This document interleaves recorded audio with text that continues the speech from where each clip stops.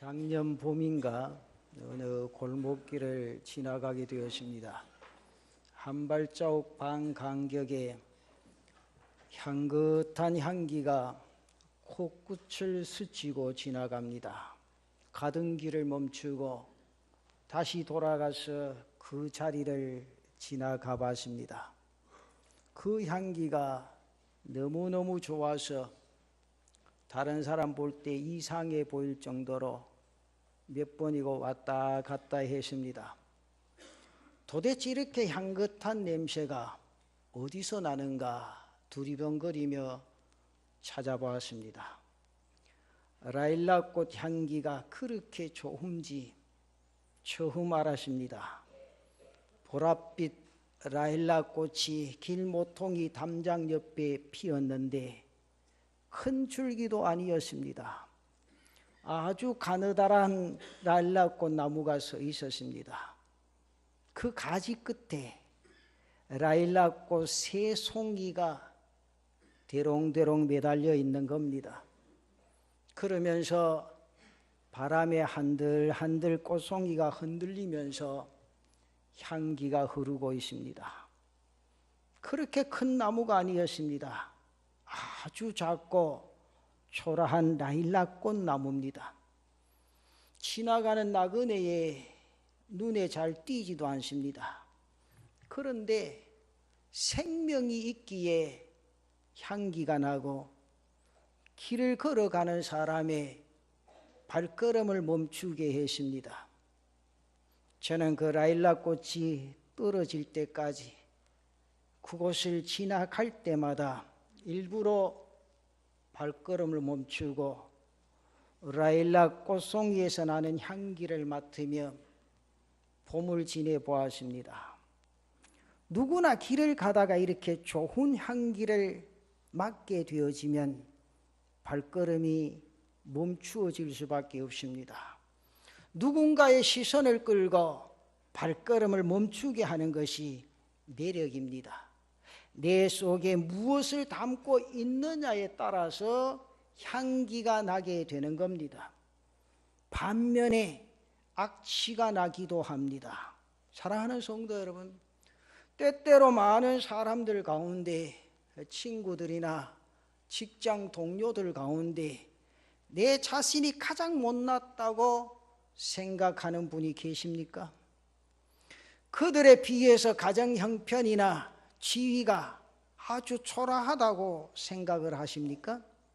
오늘 하나님께서 우리에게 주신 말씀은 하나님의 백성들은, 하나님의 자녀들은 모두가 매력 있는 삶을 살아가게 될 것이라 그렇게 말씀합니다.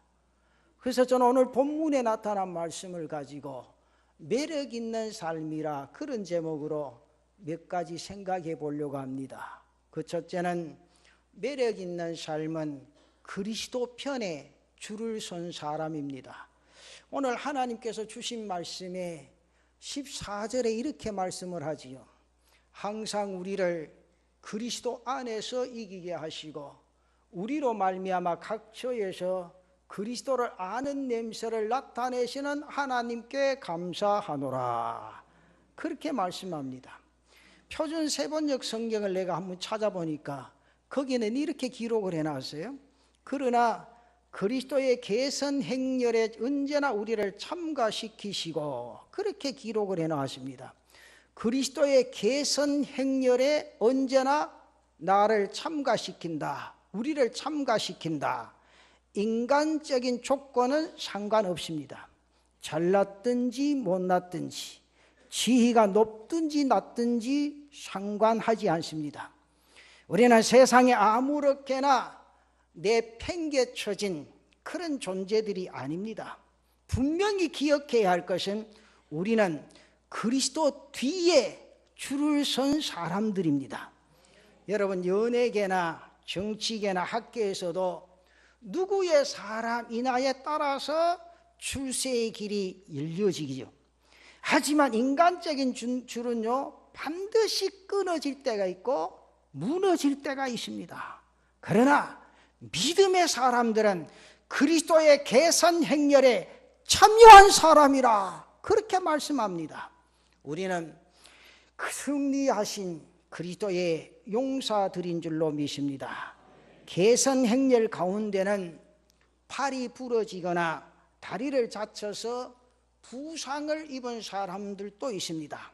그렇다고 그 사람들 폐잔병이냐? 아니지요. 비록 몸은 다쳐서 아프지만 마음은 기쁘고 승리의 감격이 넘칩니다. 왜 그렇습니까? 주님께서 베드로전서 2장 9절에 이렇게 말씀하지요. 그러나 너희는 택하신 족속이요 왕같은 제사장들이요 거룩한 나라요 그의 소유가 된 백성이니 이는 너희를 어두운 데서 불러내어 그의 귀한 빛에 들어가게 하시니 아름다운 덕을 선포하게 하려 하심이라. 그렇게 말씀합니다. 여러분, 이 말씀에 나의 존재가 어떻다고 말합니까? 우리의 존재가 어떻다고 말합니까? 너희는 왕같은 존재라고 말합니다. 거룩한 나라요 하나님의 소유라고 하십니다.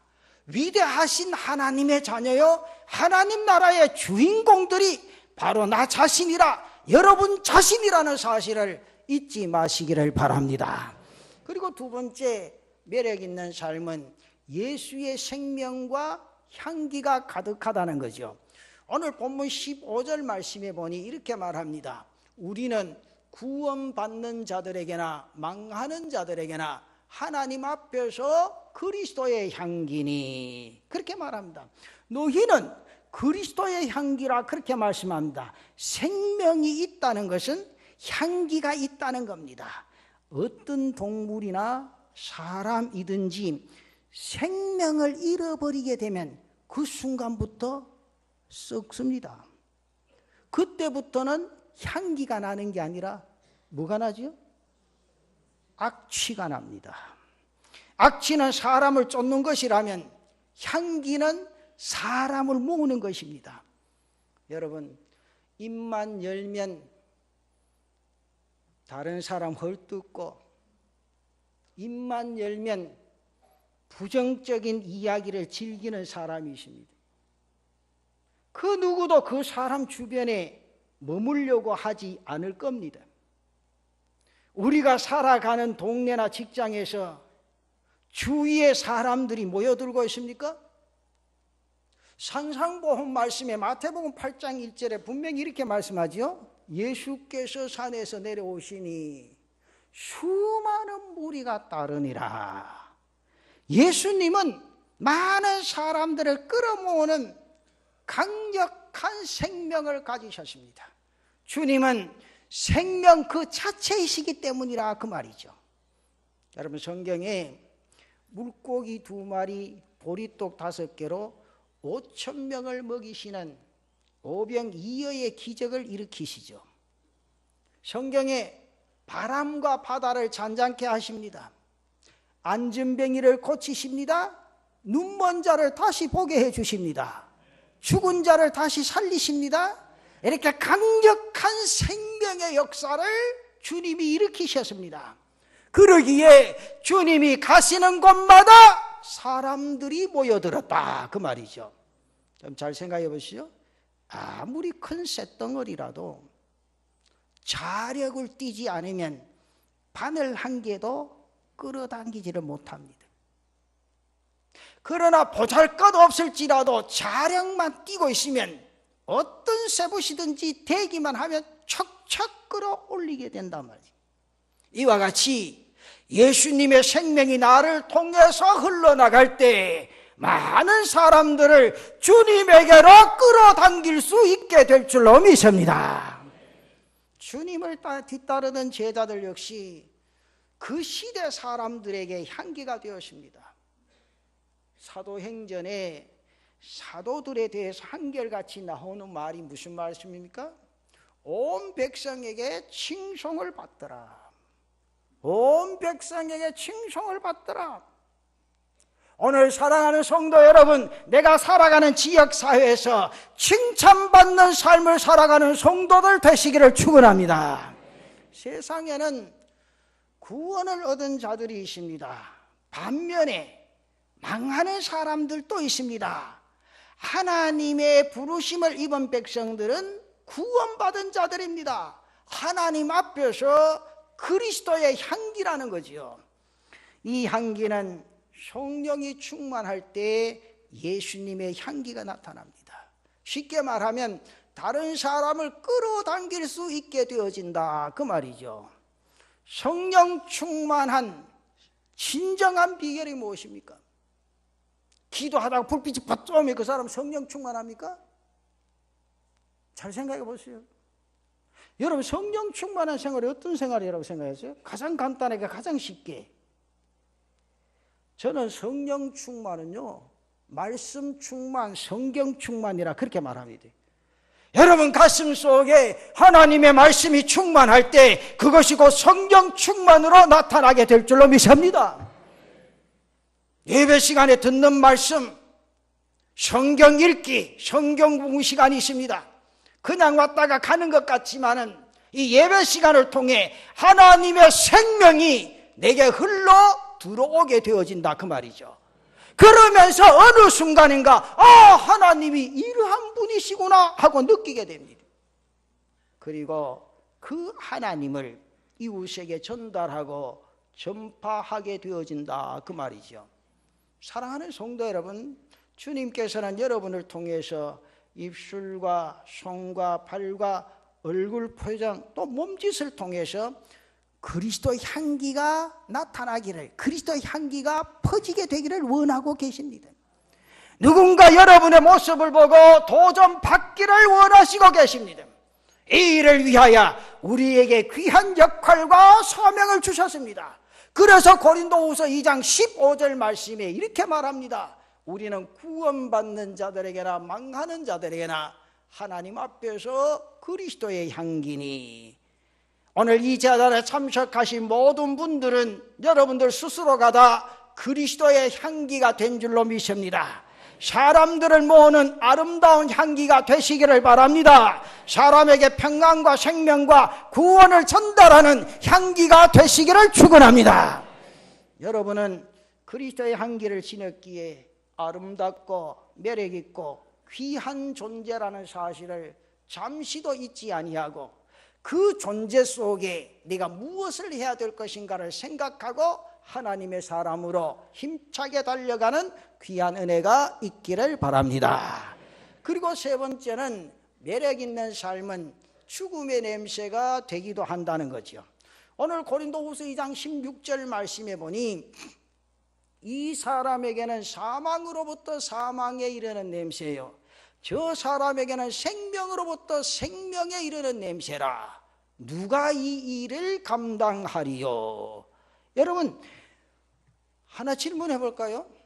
예수님의 십자가가 축복입니까? 저주입니까? 축복입니까? 저주입니까? 축복입니까? 확실해요? 잘 아세요. 예수님의 십자가는 축복인 동시에 저주입니다. 잘 아셔야 돼요. 예수님의 십자가는 축복인 동시에 저주다. 왜냐?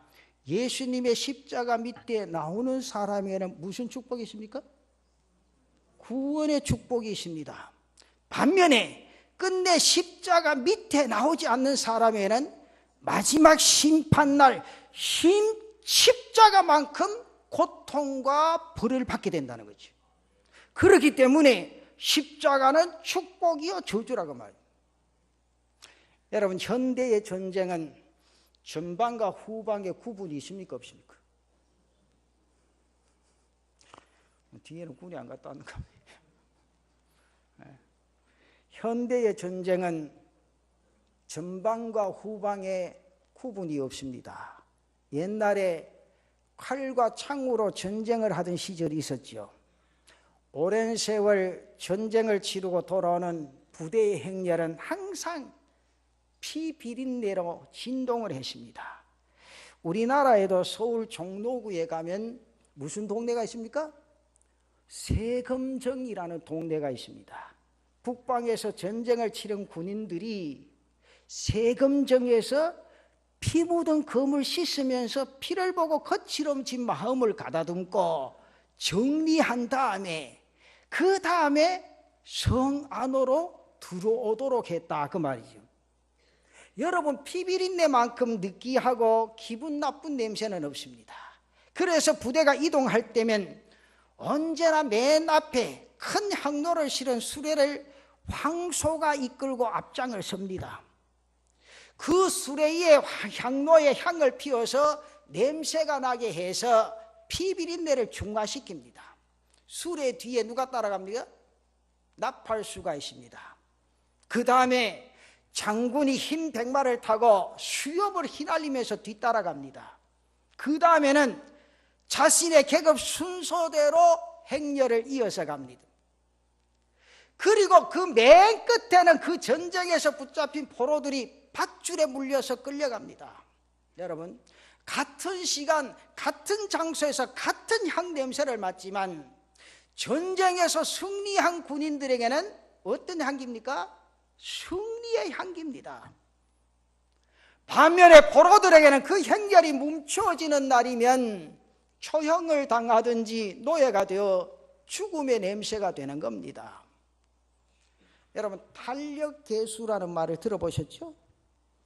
탄력개수라는 말이 무슨 말이에요? 고무줄을 딱 잡아당겼다 놓으면 어디로 갑니까? 고무줄 가져올 게 있나 가서. 고무줄을 딱 잡았다가 놓으면 어디로 갑니까? 제자리로 가죠. 제자리에 돌아갑니다. 그런데 더 힘껏 잡아당기면 이 고무줄이 쭉 늘어가지고 제자리로 돌아갑니까? 안 갑니까? 돌아가지 않지요. 오늘 집에 가서 한번 해보세요. 그러다가 집에 있는 고무줄 다 끊어버리지 말고. 하나님의 사랑이 무한하기는 하지만 어디까지입니까? 십자가까지라는 거죠. 하나님께서는 십자가까지는 참으시는 겁니다. 그래서 십자가 아래에서는 그 어떤 죄와 허물도 용서받지 못할 게 없습니다. 그러나 십자가 밖에서는 작은 죄라도 용서받을 수 없습니다. 그리스도의 향기된 우리는 생명의 복음을 사람들에게 전합니다. 세상 사람들에게 본을 보이고 향기가 되고 복음을 전달합니다. 하지만 사람들이 복음을 거부하고 주님을 영접하지 않을 때는 마지막 심판의 날에 저주가 되고 죽음의 냄새로 진동하게 되는 것을 잊지 마셔야 한다고 말이죠. 그런 거로 우리는 날마다 십자가 안에서 우리의 삶이 진행되어지고 예수 안에서 믿음의 삶이 진행되어져야 될 줄로 믿습니다.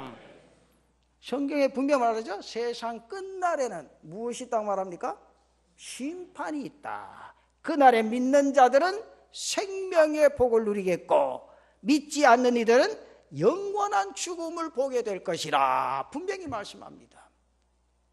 그리고 마지막 네 번째, 결론적으로 매력 있는 삶은 말씀을 순전함으로 받고 생명을 유지합니다. 오늘 하나님께서 주신 말씀 2장 17절 말씀이 우리는 수많은 사람들처럼 하나님의 말씀을 혼잡하게 하지 아니하고 그 순전함으로 하나님께 받은 것 같이 하나님 앞에서와 그리스도 안에서 말하노라. 하나님의 말씀을 순전한 마음으로 받습니다. 이게 순전한 마음이 어떤 마음입니까? 어린아이의 마음입니다. 어린아이의 마음은 어떤 말입니까? 걸으면 따라합시다. 걸으면 그런 줄 아는 마음. 저 집에 가서 손주들한테 한번 이야기해 보시죠. 걸으면 그런 줄 아는 마음. 오늘 예수 믿는 사람이 하나님의 말씀을 걸으면 그런 줄로 받고 땅 위의 삶을 믿음으로 달려갈 수 있는 은혜가 있기를 바랍니다. 이렇게 저렇게 따지고 재는 것 아닙니다, 여러분. 예수 오래 믿은 사람의 골통이 그거예요. 뭘 그렇게 따지고 재는지 몰라. 말씀이 그러면 그런 줄 알지. 그렇잖아요. 그래서 하나님의 말씀은 순전하게 받으셔야 돼요. 그냥 그렇게 알고 믿으면 됩니다. 내가 이런 말 하면 목사는 맨날 그렇게 알고 그러면 믿으면 된다 그러지. 여러분, 어린아이를 한번 키워보세요. 성경에는요 아주 상세하게 나와요. 어린아이들 키워보세요. 어떻습니까? 어린아이는요 갖다 대고 이게 뭡니까? 예? 그럼 휴지 아니요. 이걸 돈이라고 말하면 돈인 줄 압니까? 안 합니까? 돈인 줄 알아요. 이게 돈이라고 해보지 돈인 줄 알지 돈이 어디 쓰는지 몰라도 그냥 돈인 줄 아는 거라 그냥. 그러나 커서 구분할 때쯤 되면 아이구나 알지. 다른 사람 쓰는 거 보고. 그 어린아이와 같이 순전하라는 말은 말씀이 가리키면 그대로 받아들이면 은혜가 되고 복이 되는 줄로 믿습니다. 이런 말 하면 우리 목사는 무식해. 무식해도 관계없어요. 말씀은 그렇게 믿어야 되는 거예요. 여러분 중요한 거예요. 여러분 말씀을 순전하게 받아들여야 돼요. 목사님 11조를 어떻게 해야 됩니까? 믿음대로 하이소. 믿음대로 하는 게 어떠십니까? 전기세 떼고 합니까? 수도세 떼고 합니까? 마음대로 해보란 말이에요. 뭘 그래 따지는 게 많나? 옛날에는요, 여러분, 우리나라 기독교가 부흥하고 하나님의 축복과 은혜 속에 젖어든 거는요, 옛날 어른들 예수 믿어 아주 순수해서요. 왜? 그냥 농사 짓고 마당에 쭉 머리 갖다 놓고 딱 보고 10분의 1 딱 잘라. 10가마니 그때 한 가마니 쫙. 비료값이 얼마 들었고, 인건비가 얼마 들었고, 노임 옆에 왔는데 우리 간식을 사야 되는데 그게 얼마, 그런 거 안 따지세요, 그냥. 생각해 보세요. 아이고, 요새는요, 머리가 비상해서 그런지, 목사도 대답하기 힘들어, 어떨 땐 가면요. 그래서 내가 대답하는 말이, 믿음대로 하이소, 믿음대로. 그걸 아시는 분 누가 아십니까? 하나님이 아십니다고. 오늘 성경에 어린아이와 같이 순전함으로 말씀을 받아들이라. 여러분 한여름에 장마철이 되면 뭐가 쏟아집니까? 폭우가 쏟아집니다. 갑자기 불어난 겨울물에 강물이 흙탕물로 변해서 거기에 뭐가 때려옵니까? 나무 토막도 떠내려오고 죽은 돼지도 떠내려오고 혹시 잉어도 병든 것은 물살을 이기지 못해서 휩쓸려 내려갑니다. 그렇게 세차게 흘러가는 흙탕물 속에서도 그 물결을 거슬려서 올라가는 게 있죠. 가만히 보세요. 아주 작은 피라미 새끼는요 유유하게 흙탕물을 거슬러 올라갑니다. 여러분 피라미가 힘이 세서 그 올라갈 수 있습니까? 아니요. 단 한 가지입니다. 살아있기 때문이라 그 말이죠. 피라미 안에 생명이 있기 때문에 거친 물결을 뚫고 거슬러 올라가게 될 줄로 믿습니다. 주님께서는 사도 바울을 통해서 세상을 거슬러 올라가라 분명히 말합니다. 로마서 12장 2절 말씀에 너희는 이 세대를 본받지 말고 오직 마음을 새롭게 함으로 변화를 받아 하나님의 선하시고 기뻐하시고 온전하신 뜻이 무엇인지 분별하도록 하라. 그렇게 말합니다. 여기 본받지 말라는 말씀은 세상을 거슬러 올라가라는 겁니다. 변해라는 말은 좀 달라져 보라 그 말이요. 예수 믿는 사람이 좀 달라져 보라 그 말이요. 안 믿는 사람은 똑같이 하지 말고 말이죠. 얼마나 깡짜 부리는 사람, 예수 믿는 사람도 깡짜도요. 안 믿는 사람보다 더 잘 부립니다. 한번 삐져나오면 돌이킬 줄 몰라. 근데 성경의 내용을 분명히 아셔야 돼요. 너희는 세상을 본받지 말고. 여러분 그런 사람이 많아요. 나도 전화를 많이 받아요. 목사님 지난번 성탄절 때 제가 이야기했죠. 오늘 성탄절 수요일인데 오전만 예배만 드려도 되지요. 나하고 자꾸 공유하지 갈라마자. 네가 오전 예배 들으시면 예배 드리고 차라. 그 자꾸 세대 흐름에 따라가는 거예요. 예배도. 목사님 주일날 매 새벽부터 종일 교회 와서 예배 드릴 게 뭐 있습니까? 한 번만 드리고 마치지. 요새는요 큰 교회는 주일 오전 예배 마치고 다 치워버립니다. 오후에는 하나씩 달라주고 무슨 예배 드리라고 합니까? 가정 예배 드리라마. 오지 말고 시간 낭비하지 말고. 그렇게 세대를 본받아 간다는 거예요. 나는 집이 멀게 새벽기도 못 나온다. 뭔데 새벽기도 못 나온다 그런 소리예요. 생각해 보세요. 우리는요 내 자신이 이 세대를 거슬러 올라갈 수 있는 그런 삶이 돼야 돼. 옛날보다 지금 엄청 좋습니다. 집집마다 차가 한 대만 있습니까? 교회 이렇게 느리게 해놔도 차가 못 들어도 밖에서 가. 목사님 주차장 안 넓힙니까? 간대. 어제 버스나 좀 타고 전철 타고 버스 타고 돈 한 번만 내면 버스 타고 전철 타고 다 하는데. 그래도 나는 차 없으면 못 갑니다. 차 가지고 가족도 식구대로 다 가져오잖아요. 그런 차가 좀 쌩쌩 오는데 왜 예배 시간에 못 오냐 그 말. 다른 건 다 잘해요. 진짜요.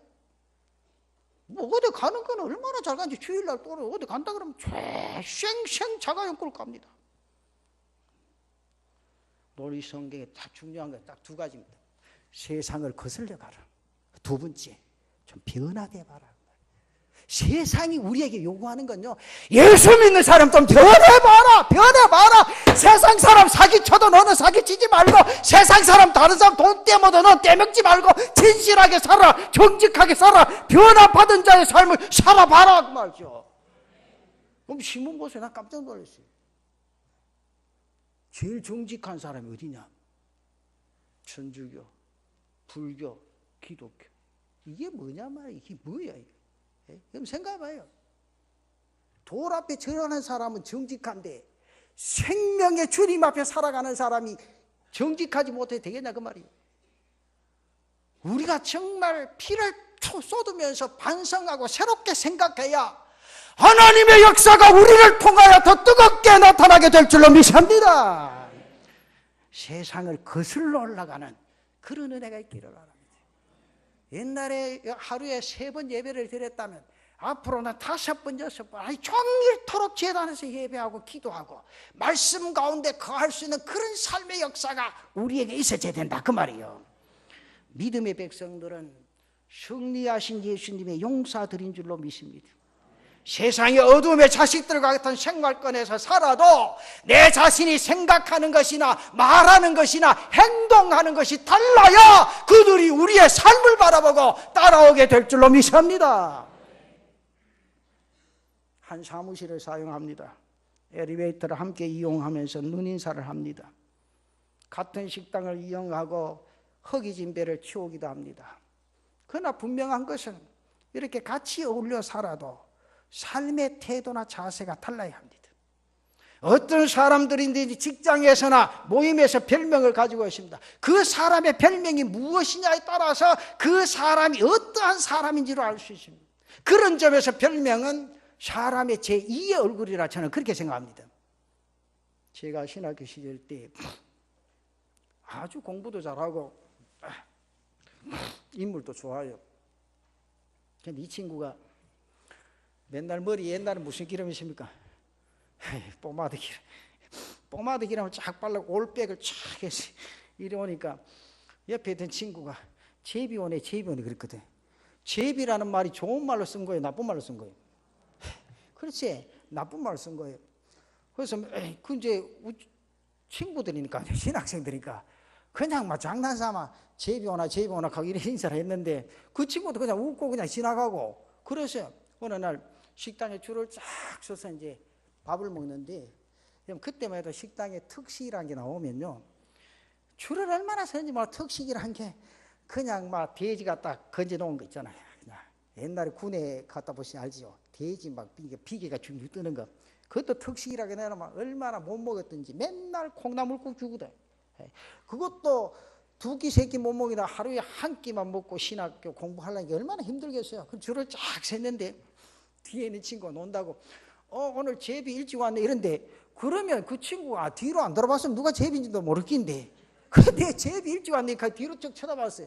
근데 그 뒤에 누구 있었는가 하면 이 친구가 강남에 큰 교회에 있었어요. 모든 친구들이 다 한번 가보고 싶은 그런 교회에 있었는데 근데 그 뒤에 서 있는 친구가 그 교회 교육전도사에 같이 근데요 말은 조심해야 돼. 이 교육자가 될 사람이요 입이 촉새같이 해가지고 그 다음 주일날 가가지고 이 교회에 쭉 앉아 교육자 이렇게 쭉 앉았는데 목사님 우리 전도사님 별명이 뭔지 압니까? 이렇게 뭔데 이게 제비 아닙니까? 이렇게 목사님 그날부터 잘라붙다.